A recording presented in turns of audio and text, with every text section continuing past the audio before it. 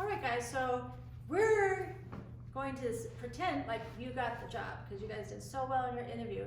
So we wanted to talk to you today also about what do you do once you get the job? How do you keep the job? How do you present yourself as an employee?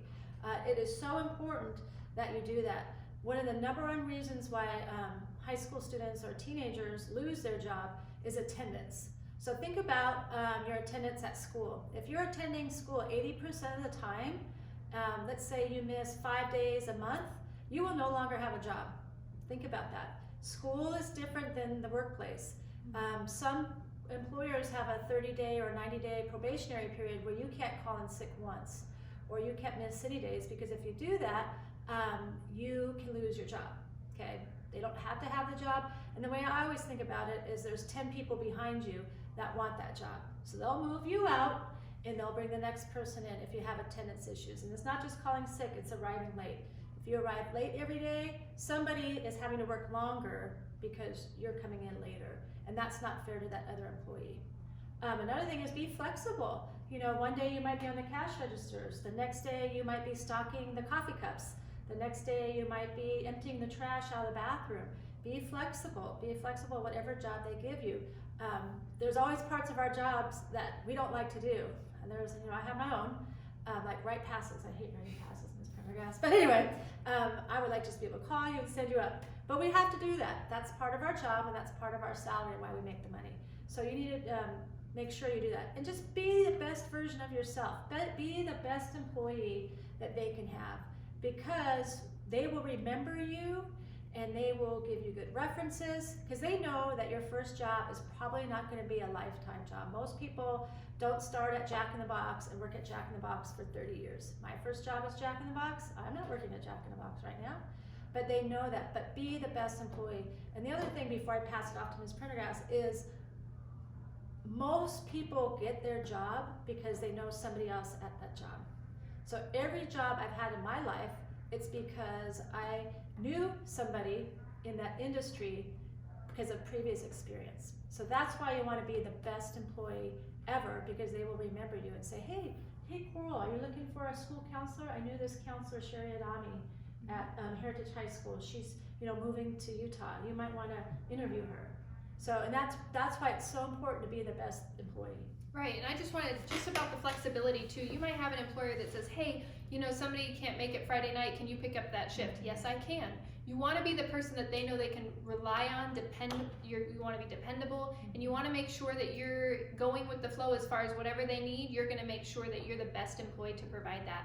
You definitely want to look at this as a stepping stone and how it will affect your future. So like Ms. Adame was saying, maybe this isn't your job that you want forever, but it's going to lead to the next one. And a good recommendation and a good letter of recommendation or reference is what you're going to need for the next job. They will always call your past employer. And usually at this time, I give an example about how I played a sport in high school, and there was a girl on the team that was kind of nerdy, and I didn't really, you know, like her that much or whatever. I didn't pay much attention to her. I wasn't mean to her, I just didn't pay much attention to her. We weren't really friends. And fast forward, you know, 20 years later, and she's my son's preschool teacher. And so we always joke about, you never know, every person that you come in contact with along the way at your jobs or out in the just community or whatever, be kind. Be loving to that person, be generous, because it will affect, everything we do today affects our tomorrow.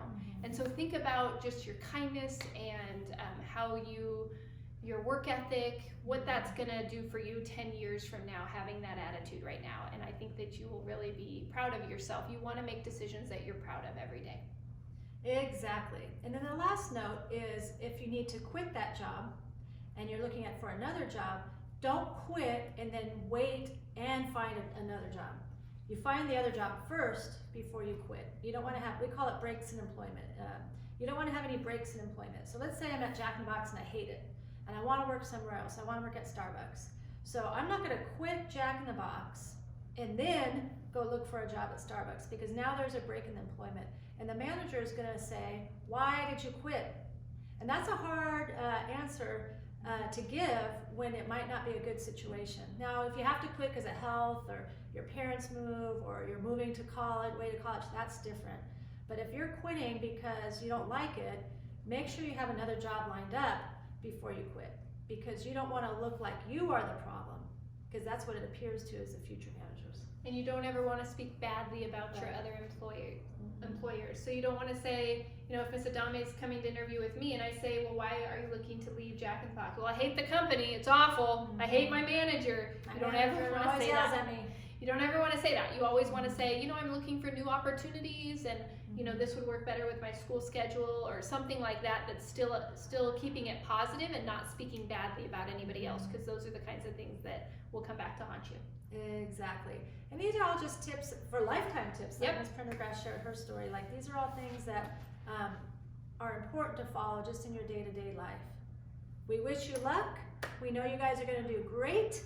And reach out to us if you have any other questions, Yes. or you need any coaching or help. If you feel like you're going out to an interview, call your counselor, text your counselor, email your counselor, however you communicate with them, and we'll give you some little tips too along the way. We can also get in a Google Meet and practice an Sure. interview with you. We'd Sure. love to do that. Like, these are the things that we love to help you guys with. So reach out to us anytime. Thanks. Awesome. Thank you guys.